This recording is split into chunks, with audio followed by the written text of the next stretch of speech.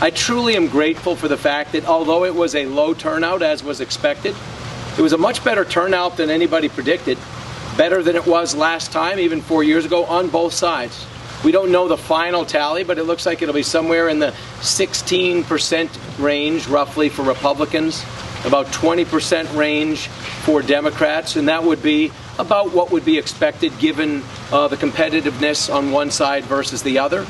Certainly hotly contested on the D side, but a good race on both sides. I mean, you had 4 candidates on each side.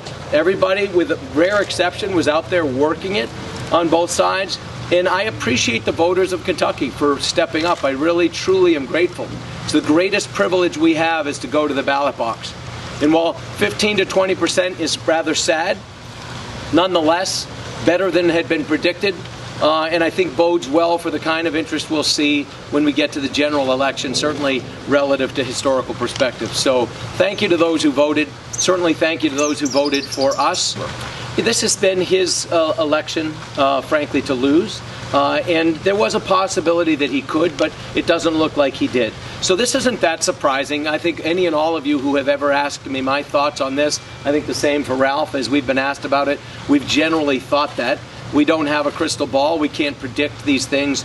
But this is not a surprising outcome. I think it's a little concerning for him that he couldn't even hit 40% of the electorate. But in fairness, it was a tight race with 3 credible candidates on that side. And so we'll see what they can do on that side going forward. Think you'll come out on top in November? Oh, yes. I mean, here's what you're going to have is a very clear contrast. A very clear contrast on issues that matter significantly to people in Kentucky.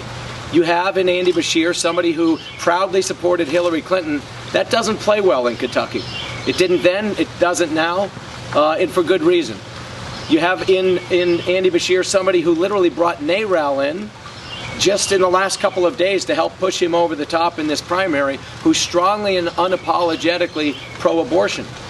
I mean, the contrast with Ralph and myself, who are strongly pro-life, who are supported by President Trump and supportive of the values of the people of Kentucky, it will be a binary choice. At this point, all the hypotheticals and the other possibilities are going to fade away. And people in Kentucky are going to have a very clear and distinct choice to make. And the voters will decide.